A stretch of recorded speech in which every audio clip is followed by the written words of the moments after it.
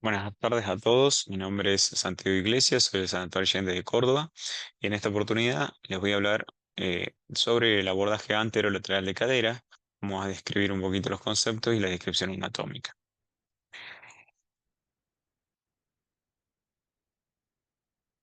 Como todos saben, el abordaje anterolateral fue descrito originalmente por McFarlane y Osborne en 1973 y este se basaba en la continuidad periostio-tendinosa entre el tensor de la fascia lata y el glúteo medio.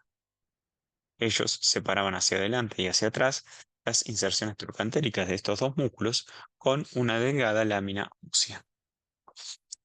En 1982, Hardinge describió una modificación de dicho abordaje, la cual fue la que más se popularizó y consistía en dejar insertados los dos tercios posteriores del glúteo medio sin necesidad de realizar la osteotomía del trocánter mayor. Ahora vamos a hablar un poquito de cómo lo hago para que vayan viendo la descripción anatómica del paso a paso del abordaje anterolateral. Eh, yo en mi caso conozco al paciente en decúbito lateral y realizo una incisión de piel longitudinal sobre la cara lateral del fémur, proximalmente, extendiéndome 3 centímetros por encima del trocánter mayor, como se puede ver ahí en la imagen. Tenemos referencias anatómicas donde vemos lo anterior, lo posterior, lo distal y lo proximal para las sucesivas imágenes que vamos a ir mostrando. Posterior a la incisión de piel, hago una disección superficial con electrobisturí del tejido subcutáneo hasta llegar a la fascia del tensor de la fascia lata. Allí hago una pequeña incisión sobre el tensor de la fascia lata, abro la fascia y separo del trocánter mayor, extendiéndola distalmente sobre la parte proximal femoral y proximalmente separando las fibras del glúteo mayor para exponer el glúteo medio subyacente con una disección Roma. Una vez que tengo expuesto el glúteo medio, como pueden ver, y de esta manera, para ver bien el glúteo medio, lo que hago, coloco un separador de Charley o separador de arco que me retrae el glúteo mayor.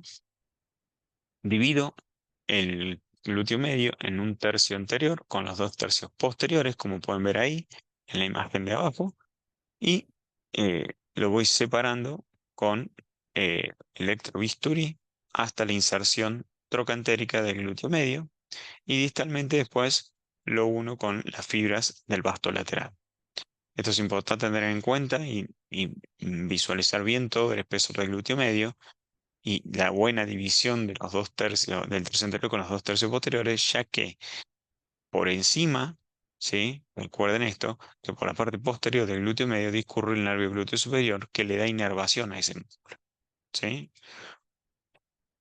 Entonces, una vez que logré la división, y hice esta división y la apertura, eh, logro exponer por debajo el glúteo menor y la cápsula articular, los cuales se inciden en un plano, liberando la cápsula anteroinferior y anterosuperiormente en forma de T, y de esta manera expongo la cabeza y el cuello femoral. De esta manera nos permite también liberar y rotar externamente el fémur de manera libre. Distalmente se libera el tejido de la región intertrocantérica anterior mientras el ayudante nos va rotando externo del fémur. De esta manera nos permite exponer toda la cara anterior del fémur. Esto lo hago de rutina, ¿sí? Como se ve en la imagen, que es utilizar un medidor de longitud para tener una referencia inicial antes de realizar la luxación controlada de cadera. Esto me permite evaluar cuál era mi punto de partida en cuanto a lo que es longitud del miembro inferior que estoy operando. Posterior a eso, realizo la luxación controlada de la cadera hacia anterior, es decir, la cadera en la abordaje anterolateral se luxa hacia anterior y coloco la pierna en un bolsillo anterior a la camilla estéril. Con la cadera luxada y el cuello femoral expuesto, ahí realizo la osteotomía del cuello femoral y, posterior a eso, procedo a realizar el reemplazo total de cadera siguiendo los lineamientos técnicos que ya todos conocemos. Vamos a describir un poquito cómo lo hago y cómo lo hago yo básicamente en cuanto a este abordaje. Lo primero que hago es siempre es el acetábulo en mi práctica diaria. Lo que hago es colocar la pierna en rotación externa y la rodilla en extensión sobre la mesa. Es decir, que una vez que hice la osteotomía con la pierna en el bolsillo anterior, saco la pierna al bolsillo anterior y coloco la pierna en rotación externa y la rodilla en extensión sobre la mesa quirúrgica. Ahí coloco los retractores de Homan, coloco un retractor anterior, un retractor posterior, un statement utilizo yo hacia proximal y coloco un Homan de punta larga hacia distal.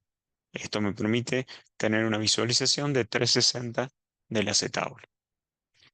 Una vez que realizo el acetábulo y dejo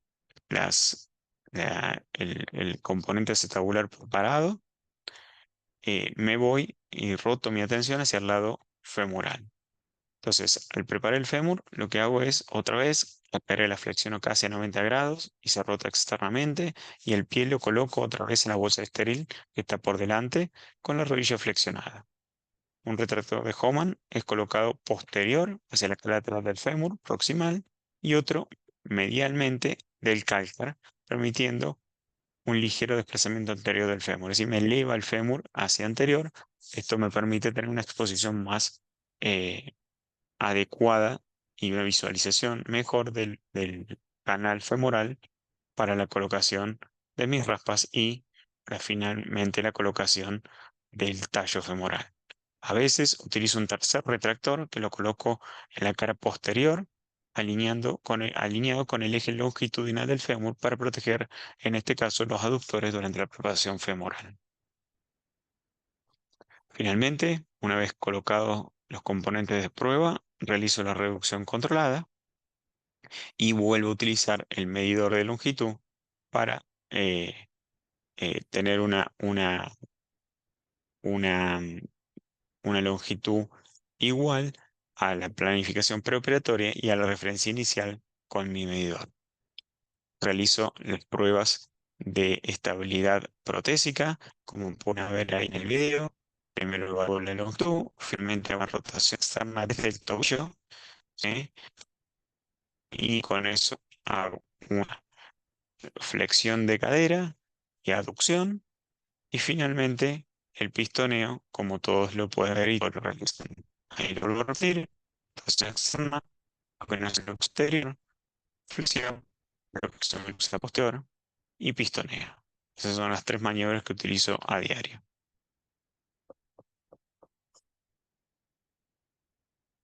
Finalmente, realizo el cierre por planos. Hago el cierre de la cápsula articular y el glúteo menor en un solo plano. Hay cirujanos que hacen este abordaje que no cierran la cápsula articular. Yo lo hago de rutina. Son un minuto más que demoro y restauro la anatomía normal, digamos, ese es mi objetivo. Y finalmente reinserto el abanico glúteo que había desprendido de la cara anterior del trocánter, del fémur proximal, perdón, y lo vuelvo a insertar, eh, como pueden ver ahí, a nivel del trocánter mayor, cerrando completamente toda la inserción del vasto lateral también que habíamos abierto. Entonces, vamos a hablar un poquito de qué hablan de los registros, qué dicen los registros de acuerdo a los abordajes. Si ustedes pueden ver, fíjense, este es el reporte anual de la American Academy del año 2025. La artroplastía total de cadera primaria sigue siendo y liderando, ¿sí? Eh, la estadística con un 77,7%. Es decir, que de todas las artroplastías de cadera, la electiva sigue siendo la más frecuente. Y cuando vemos los abordajes, este es el registro italiano del 2025, fíjense cómo yo le digo que el abordaje posterior sigue siendo la vieja escuela y eso no se ha modificado a lo largo del tiempo, sigue manteniéndose estándar en su uso diario por los distintos cirujanos. El abordaje lateral ya para el 2025, que es el abordaje anterolateral, ha decaído en su desuso y esto creo que tiene relación con, eh, digamos, con que se ha puesto en boga el uso del abordaje anterior, sobre todo en Estados Unidos, Em, entonces ha disminuido el uso del abordaje lateral y ha crecido un poquito el abordaje anterior.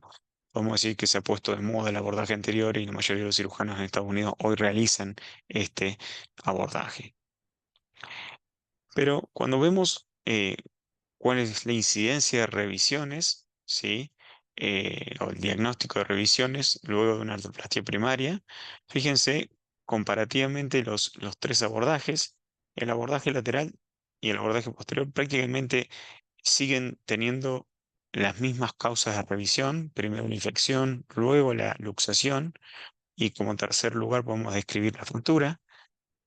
Y el abordaje anterior, en cambio, el aflojamiento es más frecuente como causa de revisión, seguido de la fractura y finalmente la infección. Y por último, la inestabilidad. Y el- el- el res- con respecto a qué puedo analizar esto, es que el aflojamiento es más frecuente en el abordaje anterior, ya sea por la falta de experiencia o por la dificultad técnica a la hora de colocar el implante, sobre todo femoral, en este tipo de abordaje. Entonces, para resumir esto que les muestran los gráficos, el abordaje posterior presenta una menor tasa de revisión por aflojamiento y cuando hablamos de tasa de revisión por aflojamiento, es mayor en el abordaje anterior que con el abordaje lateral. También el abordaje anterior presenta una mayor tasa de revisión por fractura en los primeros 3 meses en comparación tanto con el abordaje lateral y posterior, no existiendo diferencias entre el posterior y el lateral. El abordaje anterior, en este caso, algo positivo, presenta menor tasa de revisión por infección y no existe tampoco diferencia, como vimos en los gráficos, entre el abordaje posterior y lateral. Y por último, cuando hablamos de inestabilidad, el abordaje anterior presenta una menor tasa de revisión y en este análisis de, mm, de registros, el abordaje posterior lateral no tiene diferencias. Pero ¿qué dice la literatura al respecto? Fíjense, este trabajo publicado por el grupo Parvisi compararon 40 abordajes anterolaterales con 44 abordajes anteriores y ellos encontraron que el abordaje anterior se asoció a mejores resultados funcionales en las primeras 2 semanas. Sin embargo, las puntuaciones entre lo que es scores funcionales se igualaron entre los pacientes a las 4 y 6 semanas, entre las 4 y las 6 semanas. Tampoco encontró diferencia entre los grupos con respecto al tiempo quirúrgico, la pérdida sanguínea estimada, la necesidad de transfusión, ni la duración de la estancia hospitalaria. Otro trabajo en donde ya toman mayor número de artroplastías, alrededor de 30.000, en donde ven que el 70% se hicieron con abordaje anterolateral, 20% con abordaje posterior y 10% con el abordaje anterior. El abordaje anterior, fíjense, ahí está el gráfico superior, donde se asoció con un riesgo ligeramente mayor, pero estadísticamente significativo de complicaciones quirúrgicas graves dentro del año.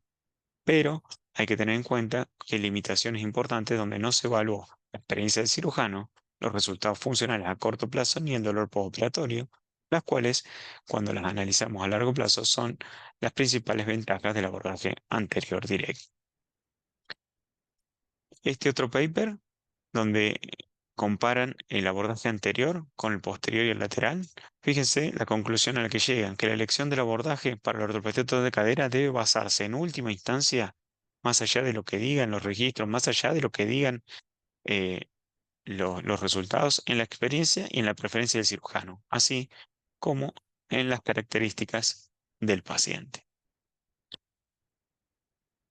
Este trabajo muy interesante donde se pregunta cuál es la pregunta sobre el mejor abordaje. Fíjense, el abordaje anterior van analizando distintos puntos. El abordaje anterior presenta una ligera ventaja en cuanto a lo que es recuperación temprana y el grado de daño muscular. La infección sigue siendo un problema en todos los abordajes, pero las complicaciones de la herida son más problemáticas con el abordaje anterior. Complicaciones de herida no infección, si no estamos hablando de licencias o supuración o infecciones superficiales. Y el abordaje lateral, en este caso, ellos concluyen que proporcionan la mayor estabilidad. Entonces, como mensaje para llevar a casa, algo muy puntual, no hay un abordaje mejor que otro. Cada uno tiene sus ventajas y posibles complicaciones. Y cuando vamos a las opiniones de los expertos, fíjense, Goldman, que es un cirujano estadounidenses, cuando le preguntaron cuál es el mejor abordaje quirúrgico para realizar una artroplastia de cadera, la respuesta de él fue muy clara diciendo que las conversaciones sobre este tema, es decir, las discusiones sobre cuál es el mejor abordaje, parecen más propias de una religión que de una ciencia. Y Bosick, otro cirujano norteamericano, dice que en última instancia la habilidad y la experiencia del cirujano son por mucho los factores más importantes. Que el que recomienda que busquen a un cirujano experimentado y un equipo médico en quienes confíe o con quienes se sienta cómodo y deje que ellos se encarguen de los aspectos técnicos de su artroplastia de cadera. Muchas gracias.